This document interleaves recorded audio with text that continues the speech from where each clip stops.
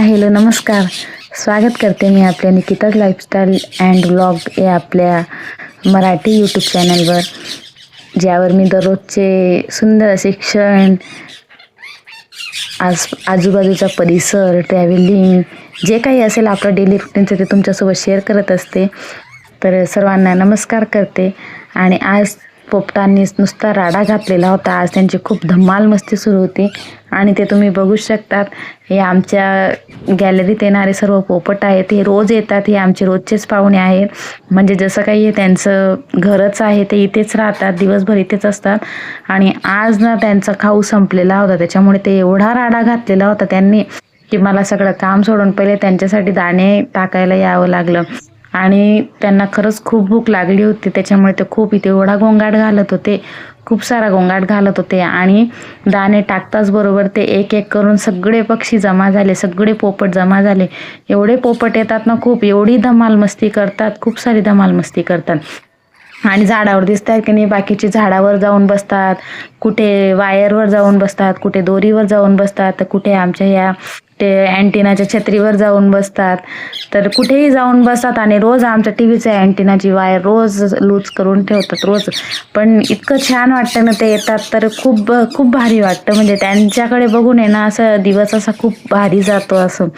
तर मी मागे पण एका व्हिडिओमध्ये बोलली होती, जे पेरूच्या झाडाचा जो व्हिडिओ होता त्याच्यात बोलली होती की मी कधीतरी त्यांचं छान असं शूट घेऊन तुमच्यासोबत शेअर करेल. तर आज मी त्यांचं शूट घेतलं आणि खरोखरच खूप छान शूट होतं. तर एखाद्या दिवशी कधी वाटतं तर मी नक्कीच तुम्हाला लाईव्ह दाखवेल. आणि त्यानंतर मग आज बनवायची होती कारल्याची भाजी, कढी, कारल्याची भाजी, पोळी, असा स्वयंपाक बनवायचा होता.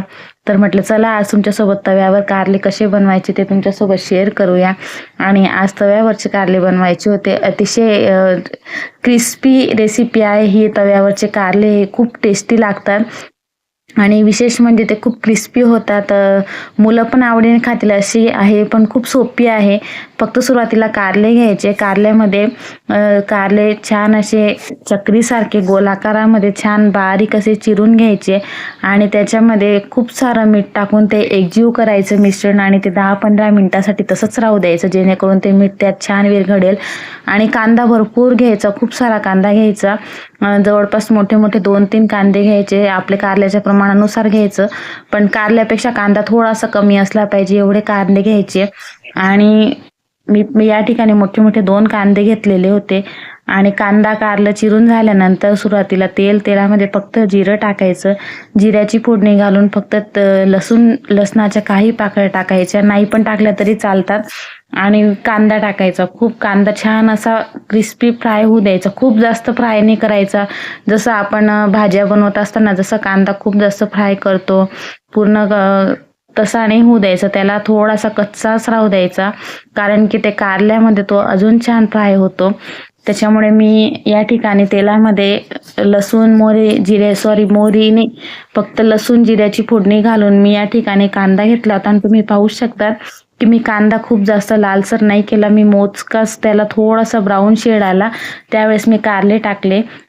आणि त्यानंतर त्यात कारले घालून त्यात ते फक्त हळद आणि मिठामध्ये, पण कारले ज्यावेळेस टाकले ना, ज्यावेळेस आपण मिठामध्ये ज्यावेळेस आपण कारले एकजीव केले ना, त्यानंतर ज्यावेळेस आपल्याला कांद्याच्या फोडणीमध्ये कारले टाकायचे असेल त्यावेळेस ते 3 पाण्याने छान धुवून घ्यायचे, पूर्ण पिळून काढायचे.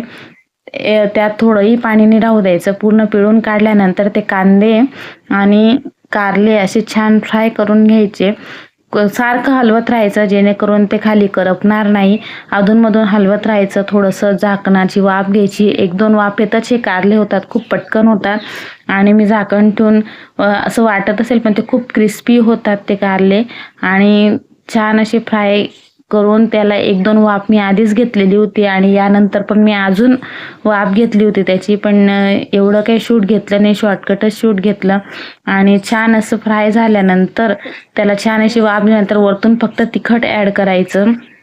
जसं तुम्हाला तिखटाचं प्रमाण लागत असेल, तुमच्याकडे तिखट खात असतील किंवा मीडियम तिखट खात असतील तर मी मीडियम तिखट प्रमाणे थोडासा अंदाज घेऊन टाकलेलं होतं. फक्त तिखट टाकून ते अजून छान हलवायचे, छान असे फ्राय करायचे. आणि अतिशय टेस्टी लागतात हे कारले. तुम्ही नक्कीच करून बघा. खूप साधी सोपी रेसिपी आहे. खानदेशात अशाच झटपट रेसिपी बनवल्या जातात पण तेवढ्याच टेस्टी पण असतात. तर नक्कीच ट्राय करून बघा. आणि बघा ही आपली कारले तव्यावरील कांदा कारल्याची रेसिपी तयार आहे. खूप साधी सोपी आहे. नक्कीच बनवून बघा आणि खायला पण खूप चविष्ट लागते. आणि आज जेवणामध्ये सांगितलं त्याप्रमाणे कढी कारल्याचा स्वयंपाक होता. कढी आंबट आणि कारलं असं जेवण होतं पण आज बनवायचं होतं आणि खूप टेस्टी असं झालेलं होतं. कढीची रेसिपी मी शेअर केली नाही. कढीची रेसिपी पुन्हा एखाद्या नवीन ब्लॉगमध्ये शेअर करेल. आणि हे माझं दुपारपर्यंतचं स्वयंपाकानंतरचं आपले नेहमीचं कामांचं रुटीन असतं ते झालं. आणि संध्याकाळी आज जरा छान वातावरण होतं. पाऊस नव्हता.